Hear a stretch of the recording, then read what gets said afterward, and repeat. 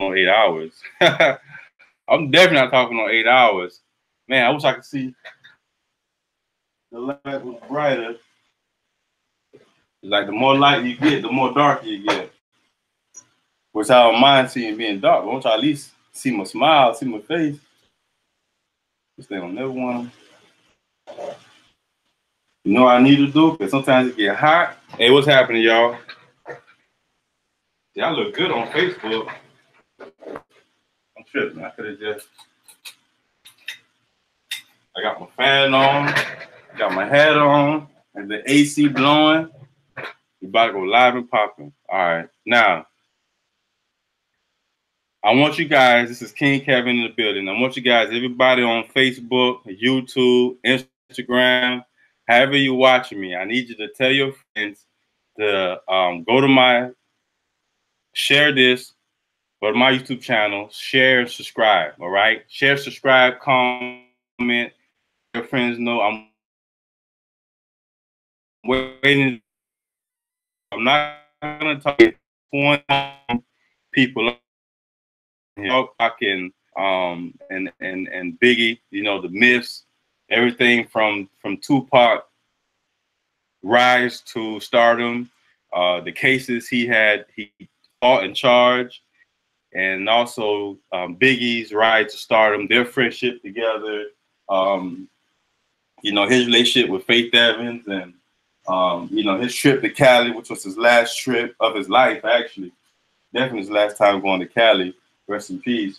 So, and I'm only doing this because I just recently saw some videos. So I hope you guys see me good on YouTube and everything, and can see me clear. Again, my name is King Kevin Dover. So please share, like, subscribe, go to the YouTube. I'm about to get off the Facebook. I just want enough people to see me on the Facebook so that they can go to the link. So what I probably should do is in the comment section. Okay.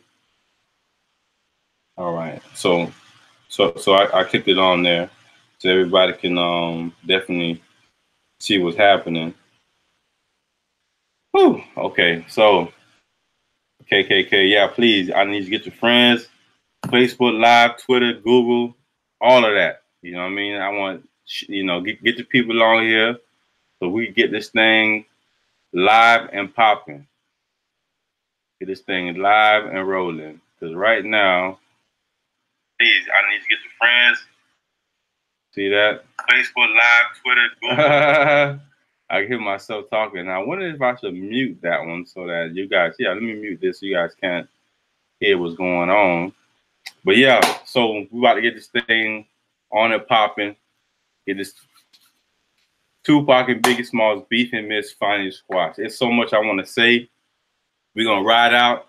It's Saturday night. I hope y'all enjoying yourself. And we definitely public. Oh, now, okay. I know we public.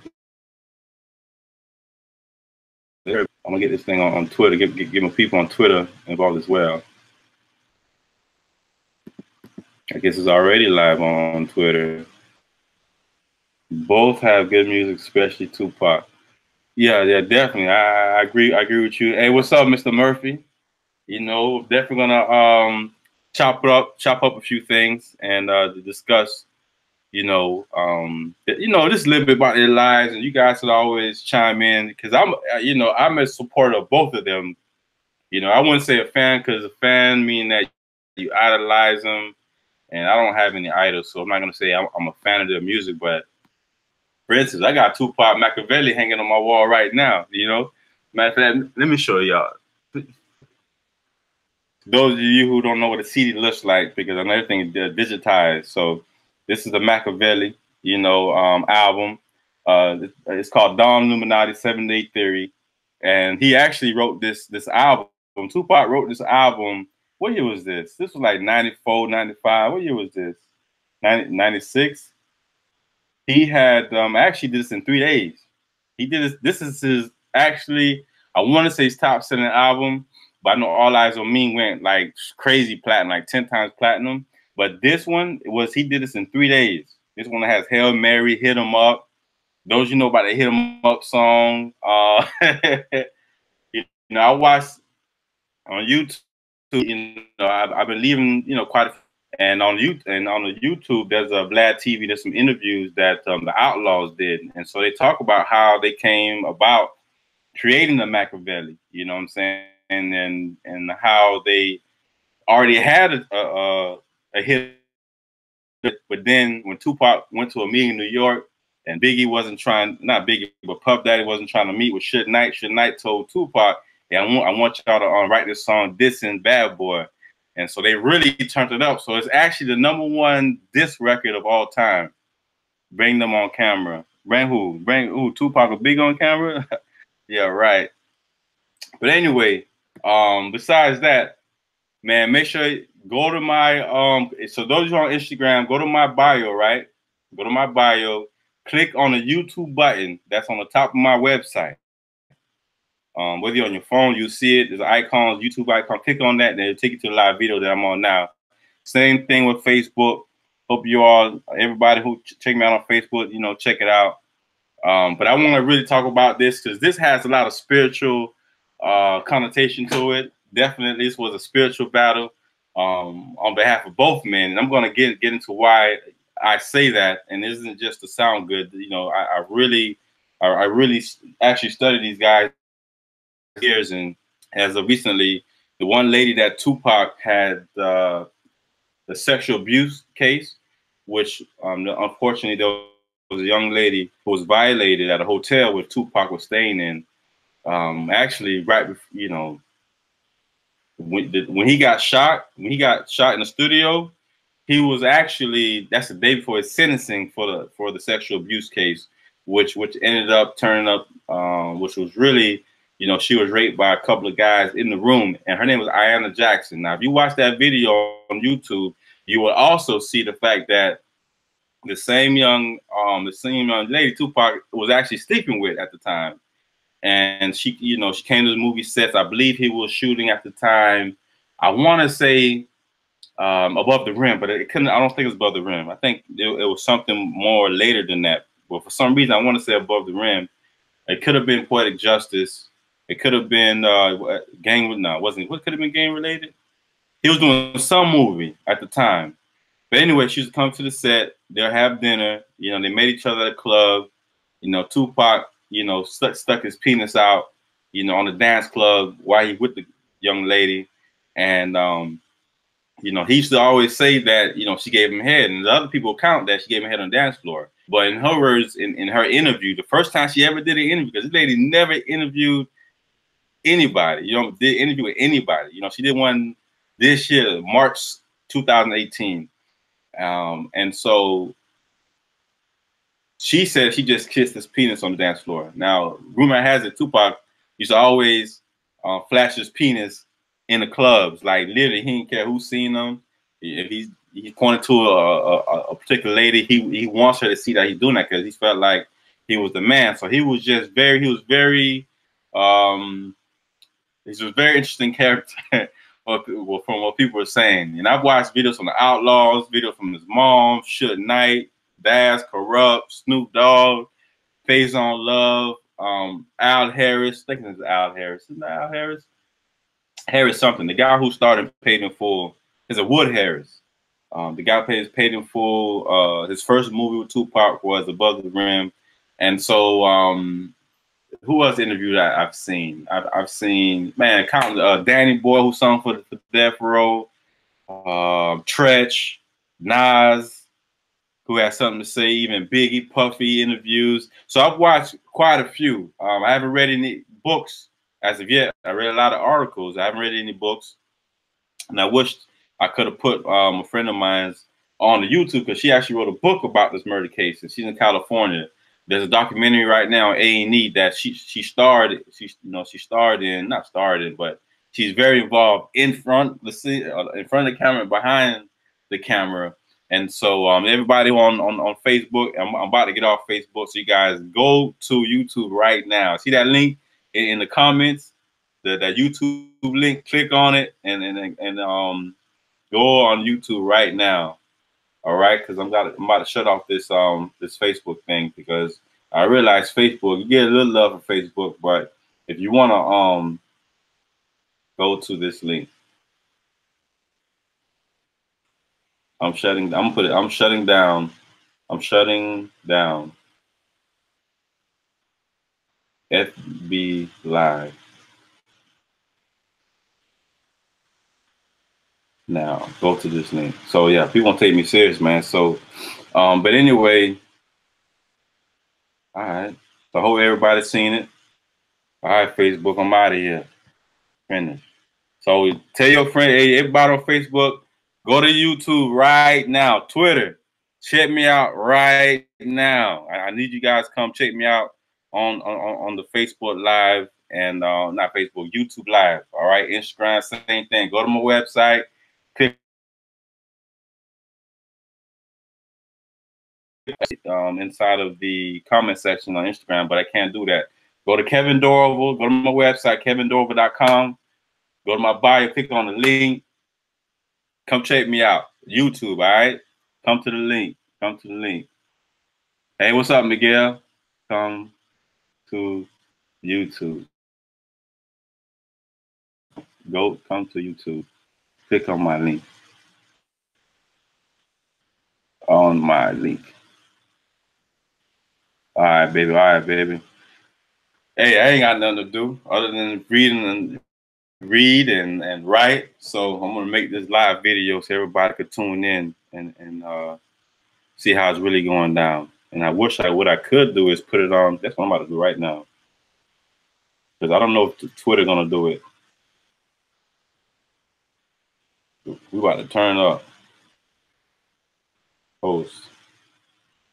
All right, so I got one more people on Black Planet. Let's see what we doing. Anybody any questions? You know what I'm saying? Anybody questions? Yes. All right, squash. Now.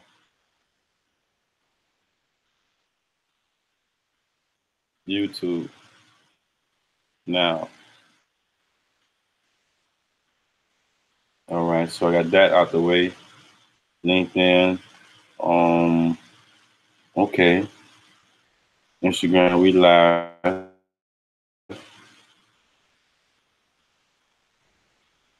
What it is. Okay, so I see they ain't gonna do it on Twitter, so I'm gonna do it myself. What I should do is copy and paste that. So what's up? Anybody questions, comments, concerns? Somebody's suing Howard University $10 million. I like that's a big number. All right, let's see what's happening. Go on YouTube right now.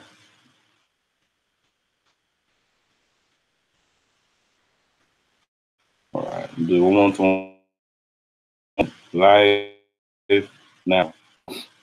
YouTube.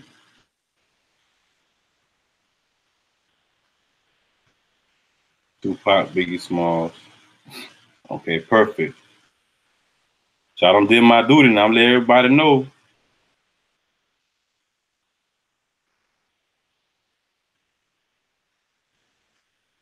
All right, perfect. Okay. All right, now back to business. Now that I've taken care of that, you got to see me good. So what I was saying, the young lady, click on my link. Okay. I got it. All right, good. We out, baby. Check me out on YouTube, kevindorval.com or Kevin Dorval on YouTube. Peace out. Now, good, we good. It's feel good getting this thing under control. Yowzers. Okay. Yowzers. All right, so Tupac was like, Tupac was really, you know, a flamboyant individual. A lot of people love his energy. A lot of people love his grind and what he, you know, stood up for as far as civil rights, speaking up for the underclass, you know, the black community, the underprivileged. He also was he's a great lyricist, like, you know, arguably the best, you know, in the game. You know, depending on where you're from, you might say Biggie, you might say Tupac, you know, a few other people who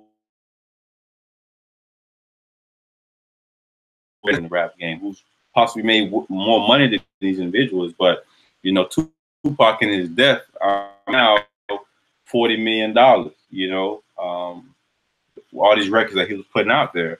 But back to the thing, what I really wanted to get like straight into regarding Tupac was the young lady he met at the club. Now, I was saying earlier that, and I want you guys, as I'm talking, subscribe, share this link, go to YouTube, tell your friends, comment, whatever. You know what I mean? Just, you know, check me out.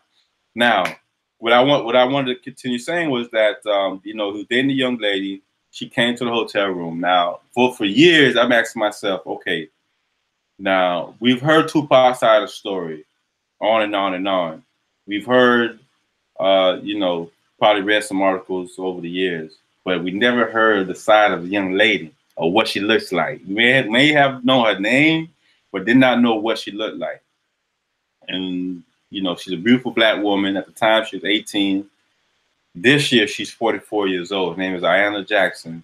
And as I'm watching these videos, you see all the comments of like so many people saying negative things about her and towards her because of, you know, what this did to Tupac in his career.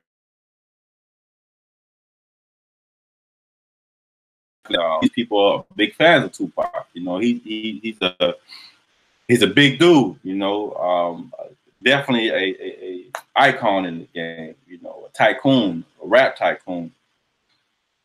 But after listening to her testimony, were her interview, and I'm looking at her, and I'm not looking to see if her eyes is flinching or, you know, if she's scratching her head throughout the interview, which she kind of did some of that. You know, she was wearing some weave.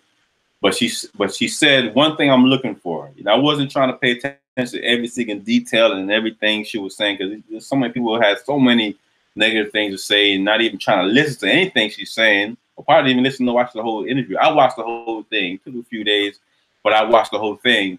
And one of the things that I realized is that she said her and Tupac, she was straddling him on the bed, and you know, at some point, you know, his penis is in her. You know, they'd had sex a few times before anyway, before this this night, which is, I call it the incident. Him, and he put his hand over her head, right? So he put his hand over her head, and as he did that, you know, he grabbed her hair while she was straddling him. So as she riding him, he grabbing her hair. I guess at some point he started grabbing it tight, and now she said she could hear guys walking into the room. And she didn't think they'll know it, maybe because they left some things, or you know, they'll just come to grab some and walk out. But these guys come in the room, so as he's grabbing her hair, Tupac's grabbing her hair real tight. She's trying to get away. She's looking at him like, you know, why are you grabbing my hair like this? And you know, let my, I don't think she ever said in the interview, let my hair go.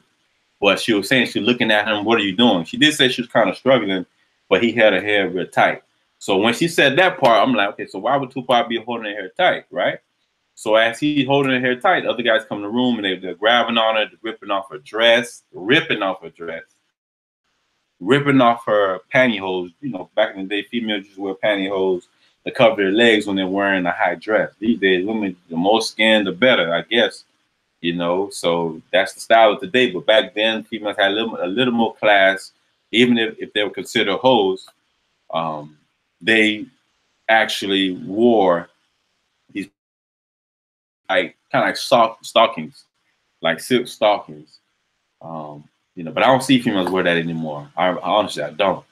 So, but anyway, they're ripping it off, and at some point, you know, Tupac got off the bed, left her in the room, and that's when these guys began to, you know, gang rape her. That's, you know, she didn't use the word gang rape, but she definitely said that these guys violated her. You know, hey, extortionists in New York is a big gangster up there, who was Tupac, befriended Tupac, and supposedly is in charge of getting him shot, you know, shot up in the studio. He got shot like 10, 13 times, whatever the number was. Must have been a small caliber gun, maybe like a 22. It couldn't have been a 9mm. Somebody shooting you 5 10 times with a 9mm, and the 9mm slugs they're kind of like the size of this thumb drive. It's like a 9mm slug. You know, you guys can see this. And but anyway, he got shot a few times, and supposedly this was set up by, you know, Haitian Jack. And there was 3 guys in the room: Haitian Jack, Tupac's manager, forgot his name, Mr. Duffy or whatever, and another individual who they couldn't never find. So it was 3 guys plus Tupac, 4 guys. Long story short, Tupac gets a year and a half in prison. His manager gets 4 months, who never touched her. And Haitian Jack trial was separated because Tupac at the time was such a political voice at this time. And mind you, he already had shot 2 police officers in Atlanta who was crooked. They were crooked, they were drunk, they stole 2 guns from the evidence room and shoot somebody. Tupac stepped in, shot at him. You just seen the movie, you know what I'm talking about. So that was kind of the person Tupac was, you know what I'm saying? He's seeing justice going on with brother and sister. He's going to step in the game and, you know, handle his business, you know? So anyway, the Haitian Jack trial was separated from Tupac's and his manager.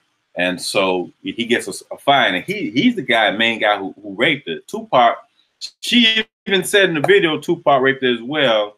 And I hate saying that word, and forgive me if I sound like I'm using it loosely. Especially I'm sympathetic to women who've been violated, or even children, you know, male or female, who've been molested and things like that. So I'm not saying it because, you know, I'm not sensitive to the subject, you know, so forgive me. But Tupac, she said Tupac violated her as well because as he grabbing her hair at this time, he's still having sex with her. You know what I'm saying? She's riding him and he's tight. So when she said that, now I understand Tupac was guilty as charged. He deserved some sort of sexual crime. Now, he did not deserve to go to prison by himself. Haitian Jack should have went to prison as well. But anyway, as things go on, Tupac goes to jail. Suge Knight comes through and bails him out of jail. You know what I'm saying? So when Suge Knight was able to do that, that was pretty big because Tupac was able to now, as soon as he gets out of prison, he drops the album All Eyes on Me.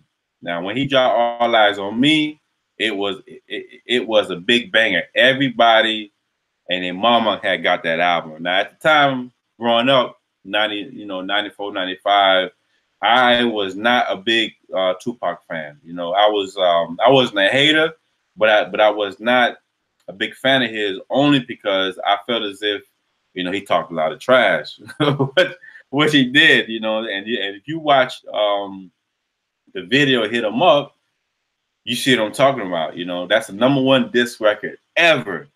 You know what I mean? The #1 diss record ever.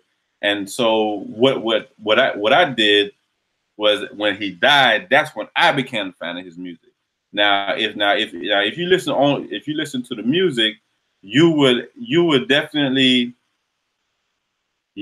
get a good sense of who Pac was, what he represented, and why he did a lot of things that he did. Now, I'm not condoning at all the whole hotel thing, but what I'm definitely saying is that it was unfortunate that the young lady went through that.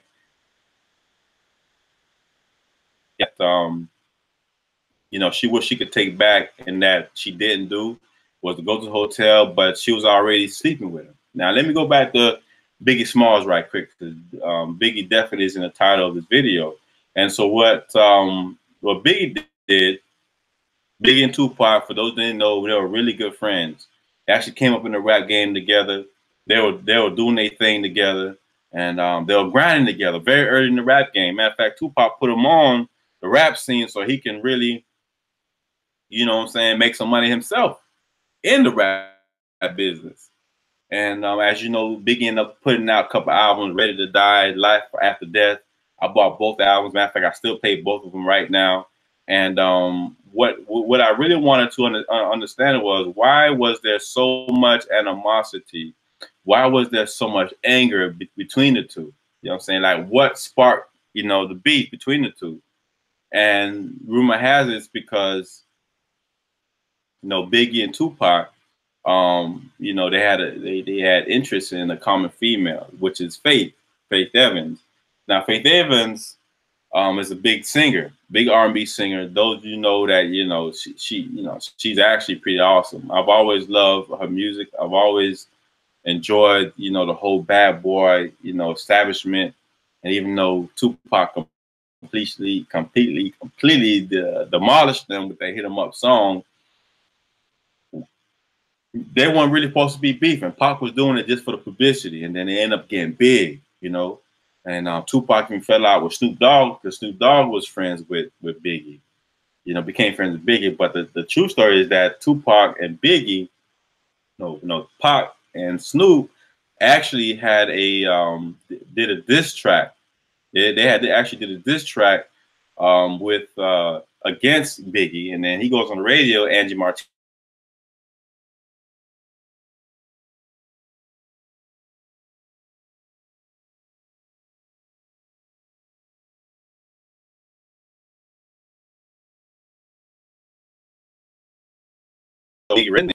She's now like, damn, how I did a track with you, and then you finna go behind and do this interview showing the East Coast all this.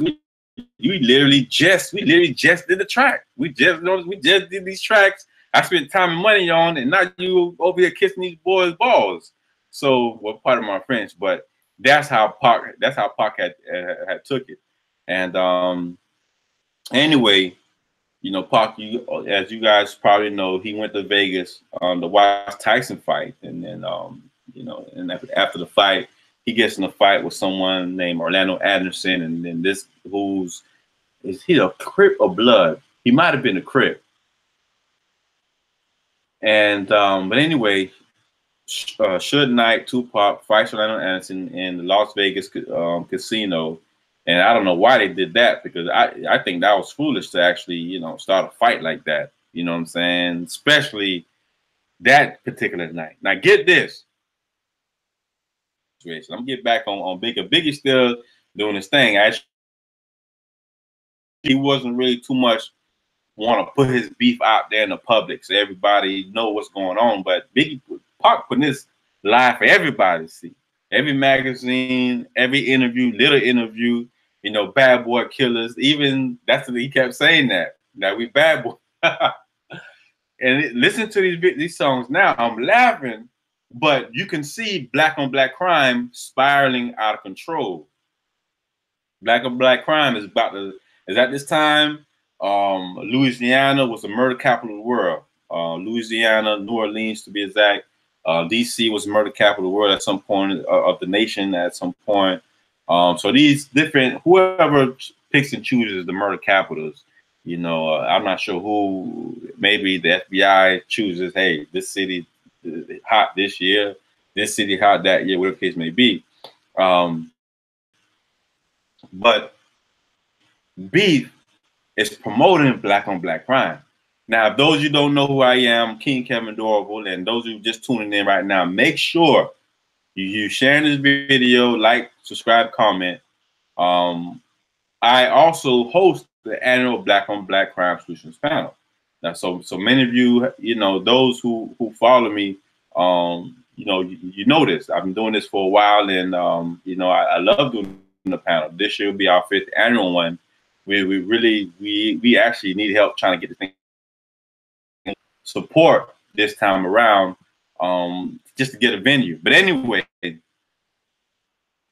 I remember Pac mentioned his same exact words, black on black crime, trying to fight against black on black crime, you know. And I'd love to answer any of your questions. And a lot of people have not believe that there is such thing as black on black crime, but come on, like for real, you know what I'm saying?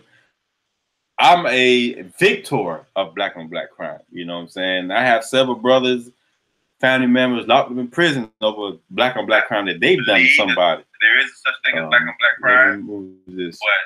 But like for real, you know what I'm saying? I see a few comments. I'm gonna answer these comments. Give me 2 seconds. Of black on black crime. You know what I'm saying?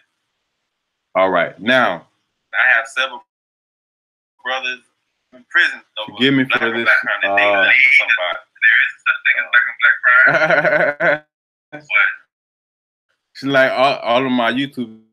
Now, I didn't mean to lose y'all. Let me get this thing. A few comments.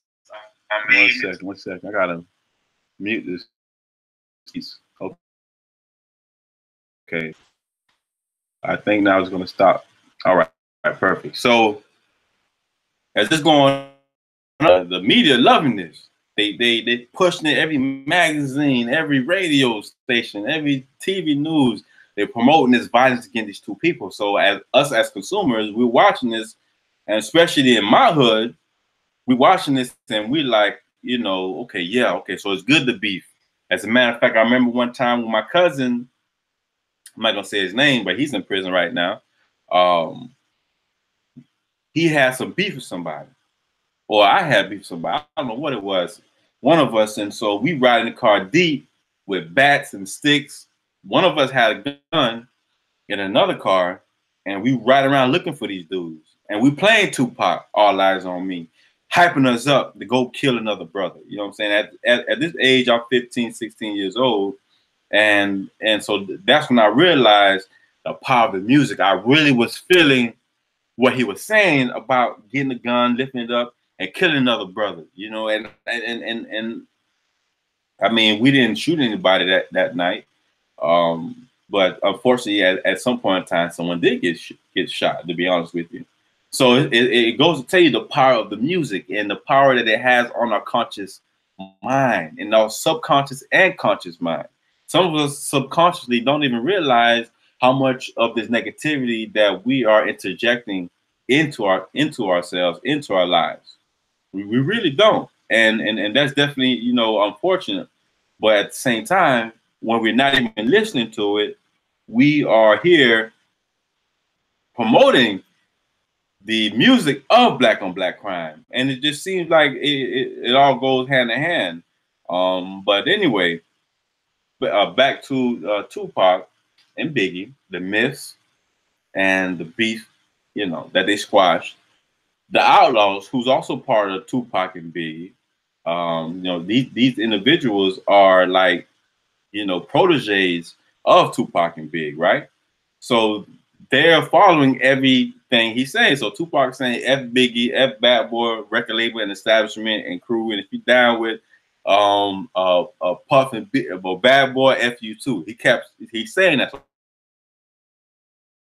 Outlaw songs, whatever album you want to choose. You know, Tupac and the Outlaws, or you know, the Outlaws. They had a few albums. What's the name of the album they came out with? They had a couple albums. I got one of them. I have to go through my phone to realize which song that was. But I definitely would tell you. I'm looking at, okay, boom. I'm sending Noble a video. Okay, so now he know what's going on. What I should have did was Idi Amin sent him a message as well. Idi Amin. Okay, I got him. I'm gonna send him a message so he can know what's going on. So yeah, and they get on it. So you can just see how the transfer of energy was able to go from one person, Tupac, into the masses, into his circle, into the masses. Even Suge Knight. You look at Suge Knight. A lot, and the one thing I want to say was a myth about Suge Knight, that he was this big evil person. Yeah, you know, Suge Knight's pretty big. You know, he's pretty, you know what I'm saying, popular individual. You know, Suge Knight was definitely, you know, a boss. You know, Suge Knight was definitely a boss, and the media portrayed him such as a bad person. You know, not saying he was a saint, but he looked out for a lot of people. Yeah. He did steal some money from, definitely stole money from Tupac. Doesn't make him an evil person necessarily. You know, people, it's California, people hustle. Tupac should have been more in his game. Instead of going by the handshake deal and just taking for granted what's on the paper, he should have had somebody to look after the business aspect to make sure they get to that point. Because when he died, Tupac had an estimated, you know, $1,500, $2,000 in his bank account. That's come out in the words of his mama. So she had to get involved, you know, and rest in peace to finish Shakur. And if you know uh, or know of finish Shakur, you know she really loved her son. She loved her children. And I don't know if Tupac had children. I still can't figure that out. I still can't find any videos talking about whether or not he had children or not. You know, which I really did fight. I really did fight to find out. I'm trying to make sure I got the perfect light going on here. Hopefully I can see me good. No, the light game. You know, it's so bright in here. Every light, 3 pairs of lights on. But anyway, so Afina, you know, she had to sue Death Row. They came out with the movie. A lot of people don't like the movie. And how you guys feel about the movie? Do you movie?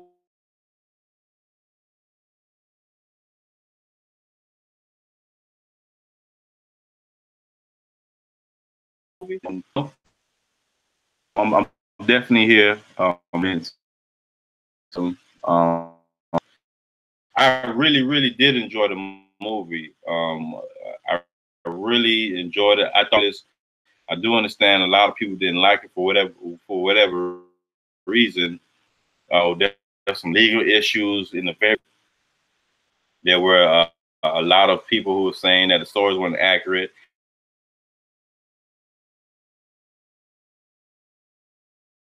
Was able to get on it, and yeah, I mean, all right. So, but anyway, after Tupac's death, which he got shot in the car, and the guy who said that they killed Tupac, which his name's Kadifi, something like that. He was in the car. The guy Tupac jumped. He's the one that actually shot him, killed him, and so the thing go on and on and on. You know what I'm saying? And in the car that shot at Tupac and Shook, I was in the car, and the reason I brought up Shook a little earlier was Suge Knight. People were saying it was a myth that Suge Knight set up the killing of Tupac because he owed Tupac a lot of money. That week, Tupac was owed like $10-20 million from Suge Knight, if not more money. I really want to say 50 million, but it was a large amount of money that was owed to Tupac from Suge Knight. And so Suge Knight, for him to set up the shooting, why would he set them up when they in the car? You want him to shoot at you while you're in the car? If you setting this up, you're not gonna set them up to kill you, to shoot at you while you're in the car. That doesn't make sense. That's actually ridiculous. So you actually think about it. No, that don't make any sense. Yeah, he might have been someone who was stealing from Tupac or withholding his money, however you want to say it. But that was completely a myth. No one's gonna actually set up. And not saying it because I'm a big fan of Suge Knight. I respect his gangster. I respect what he did for a lot of brothers. Got a lot of gang bangers off the street to work in the studio. You know what I'm saying? And like in the words of Corrupt, we got a gangster as a boss. And that's that's what he kept saying, boss. So I definitely appreciate and love the fact that, you know, Suge Knight was, you know, looking out for his people, man. A lot of people don't do that. To this day, a lot of people don't do that. Who got the money and the power and connections, they ain't looking out for nobody but themselves. You know what I'm saying? And I've met people like that all the time. I meet people like that all they care about is themselves. Suge Knight is a boss because he looked out for a lot of rappers, got them off the street, got them in the studio, taught them the business. They did a lot of gangster things inside the studio because Chick is a gangster, you know what I'm saying? So things will take part, you know. There's true stories of him slapping people around. Everyone from DJ Quick, Dr. Dre, he tried a couple times. He tried what's the white boy name? Vanilla Ice. You know, they say Vanilla Ice money actually funded Death Row. Like he took, you know, extorted the money from Vanilla Ice to start Death Row. So I found that to be very, very interesting. I hope this light is not being obtrusive. You guys could, it's not blocking you. But I really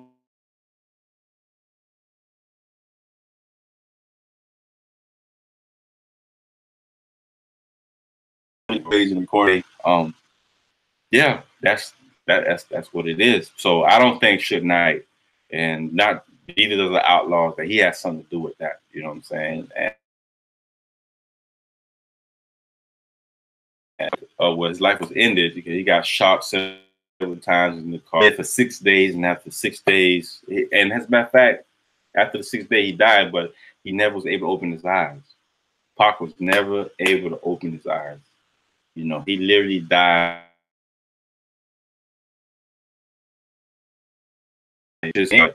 He never could open his eyes. It was definitely something that was, you know, it's sad, you know.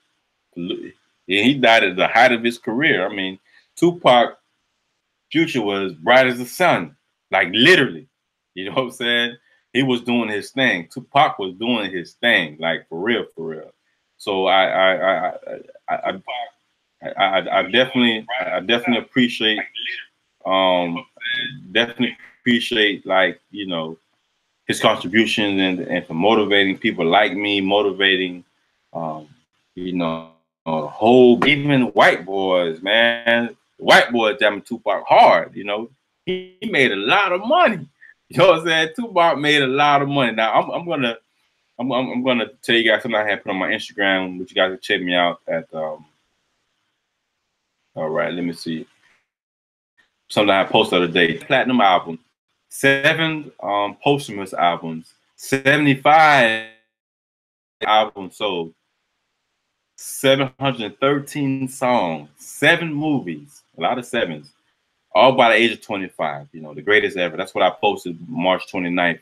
So I definitely wanted to, you know what I'm saying, props on that, because that's like whoa, you know what I'm saying? Like, how you gonna, how do you, you know, like 9 albums, man, 9 albums, 75 million albums sold. That is incredible. You know what I mean? And to Biggie's right, Biggie made a lot of, you know, Biggie did his thing too. Life After Death, Ready to Die was the big bang. As a matter of fact, Biggie was like the top rap at the time, because obviously when Tupac was gone, the whole platform was for Biggie to eat. And now you got Biggie, then you got Pocket knocked off, now you got Biggie knocked off. And now, and the way Biggie died, it kind of pissed me off. You know what I'm saying? Because he could have, Tupac, he was going to get killed regardless, whether he was caught in the streets of Las Vegas or at the 226 club where he was going to perform it that night. He was going to die that night. Those guys were going to kill him. It was rumored that Puffy paid or solicited $1 million to knock off Tupac or Suge Knight. And, you know, and the fact that these guys were going to do it, and it just happened, one of the guys get jumped anyway. I mean, to me personally, how is it that the Outlaws, and I want Noble, I want Idi Amin, rest in peace Gaddafi and Fatal, Castro, you got Noble, I guess his name is Castro. What's his name? Is it Castro? Forgot his name. The young man of the Outlaws. But anyway, you guys know who I'm talking about. The red one. Idi Amin, Castro, Noble. Man, it'll come to me. I know if I go on my YouTube and find his the video in my history, I can tell you his name, because I love to say his name. I think these guys are like awesome rappers, you know what I'm saying? And in comparison to Junior Mafia, these guys were definitely on another level. There was a higher level than Junior Mafia at the time, obviously, because they got more experience as rappers. But let me tell you this. What's his name? His name is, what's his name? Outlaws Gaddafi signing. Anyway, it'll come to me. His name will pop up on Napoleon.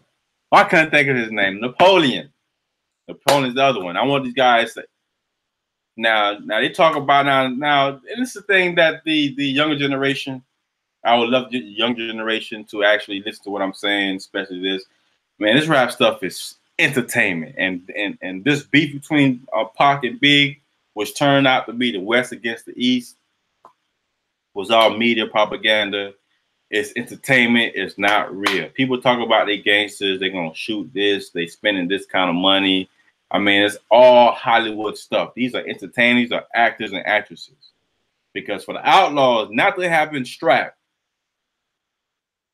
to protect Biggie, to protect Pop, to protect Suge Knight, the breadwinners of the group, for security and for Suge Knight, security and the outlaws, for none of them to be strapped in Vegas. After Tupac just called the outlaws, letting them know we're going 226. I just got in a fight. For them not to be able to defend Tupac, and these people are shooting at this car.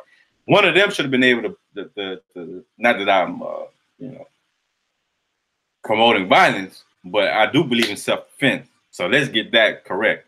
Let's get that correct real quick. I do believe in self-defense. You know what I'm saying? And so for the fact that they were not able to defend and shoot back, but they talk about is gun violence and riding on people all day, all night, and not be able to defend Pac, all them other days and nights didn't matter. This was the night that mattered. And for none of them to have a gun to shoot, that's crazy.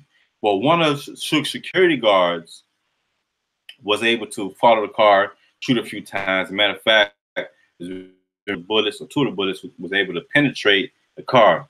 So they did have someone to defend them, but as far as cars that was behind them, no. Now here's Biggie. Now Biggie, he's in California. You know, Biggie's in California for a month with Puff, Lil C's, Stevie J, who was in Love and Hip Hop, Atlanta, some other individuals, Mace, New York characters, and you got this guy Big Gene, who this big documentary that's on YouTube. You can see, which I watched the documentary closely. I always pay attention to Tupac's murder, but I never really put that much energy and emphasis on the Biggie's murder. So I'm listening to what he got to say, because they've been trying to shut down his voice. Puff did not want this guy to say what he was saying, because by him saying these things, he's exposing the lies that Puffy wanted us to take as truth. When I say Puff, I'm talking about Puff Daddy, P. Diddy, whatever you want to call him, who's now a billionaire. Congratulations to your success, brother. I'm not hating on the man. I'm just stating these facts that this guy has said numerous times. He's been consistent. Big Gene, security guard. He told Puffy, we don't have enough security. We don't have enough security. I don't think we should be going out here to California.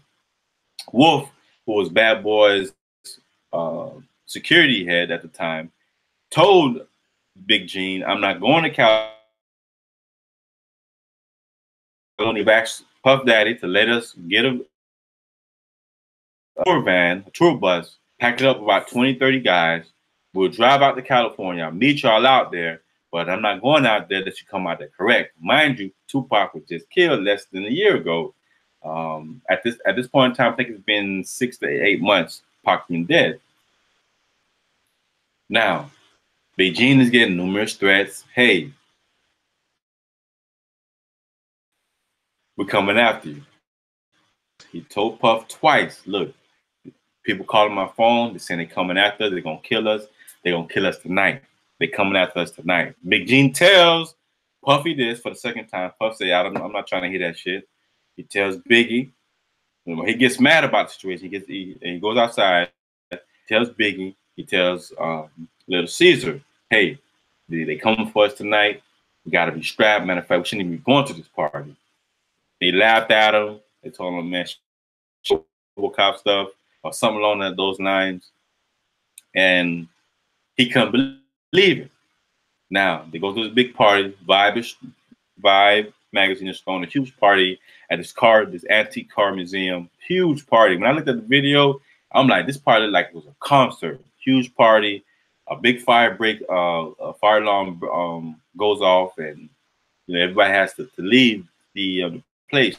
Now, mind you, at this very same party, the who's who of California is there. On top of the people who supposedly killed Tupac, which were there as well. The game is Keefy D and his crew is there. Now these individuals, I don't remember their Bloods or Crips to me as a man, because I'm not a game maker, but they were there.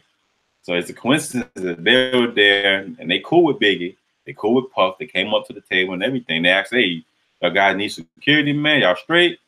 And they was like, no, we good, we good. Time goes by, the alarm goes off. Now Biggie and Puff leaves. Biggie's in the car, and they go, however they had a schedule to move out the place. They leave, the car comes and blasts that Biggie. And one person's driving and shooting that Biggie at the same time. He dumps on him. So this guy has to be a professional. For you to be able to do something like that, boy, you thorough. To drive in traffic, shoot, about five shots, hits Biggie a few times, and then be able to drive away like that, that was crazy. Puffy, I don't know if he set that up. I'm not saying he did. I'm not speculating he did, but his negligence, he definitely should have been sued for negligence, because how you gonna have the biggest rapper in the world in your empire with you at a party that you invite him to? Mind you, Biggie didn't want to go to no parties. Biggie didn't want to go to no parties. Biggie didn't want to go in the clubs. All he wanted to do was go to the studio, go to radio, do radio interviews, go to the hotel room, and go see at another hotel where his daughter was at. I believe it was his daughter or his son. But he had a child at a hotel room with Faith. And so that's all he was doing. Finally, Puff was able to get him to go to this party. He goes to this party, and he gets killed. And they telling him, look, bro, we got to have security. These guys, they already want to kill us. They killing people over colors. You think they're going to take a shot at Biggie, who they think killed their icon? You see what I'm saying? So that's why, it didn't make any sense to me. Love to hear your thoughts and comments. And I pretty much said a whole lot. Been talking for a straight hour, perhaps, probably longer. I need to drink some water. But again, my name is King Kevin Dorval. I want you to subscribe to this video, leave your comments. I do a lot of blogging. Go to my website, kevindorval.com.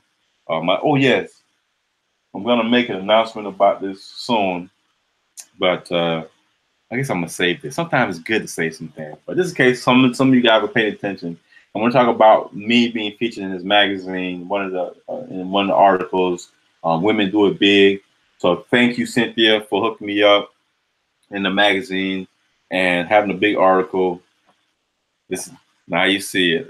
This is live, baby. I just got this today, but she sent me this 2 weeks ago. I just checked my PO box and seen it today, and I'm so thankful that I was able to be featured in such a prestigious magazine like this. I am so honored. I am so honored and touched. Thank you, ladies, for honoring the King Kevin in the building. So please like, subscribe, comment. Please don't forget. Check me out. I'm the author of 7 Types of Kings. This is my book, 7 Types of Queen, King Desire. My second book. Don't mind what's on the top. This is what my personal copy. So that's how I know it's my copy. But this is my book, 7 Types of Queen, King Desire. And you can get it on Amazon. You can get it on iTunes, paperback, hardback. Beautiful book. Well written, and a lot of information. So Machiavelli, Biggie, what I'm saying? Rest in peace. I hope they saw the guy's murders. I wish I had a Biggie album to hold in my hand, but this is my Machiavelli, 7-8 Theory. God bless y'all. Love y'all. Take it easy. Peace out.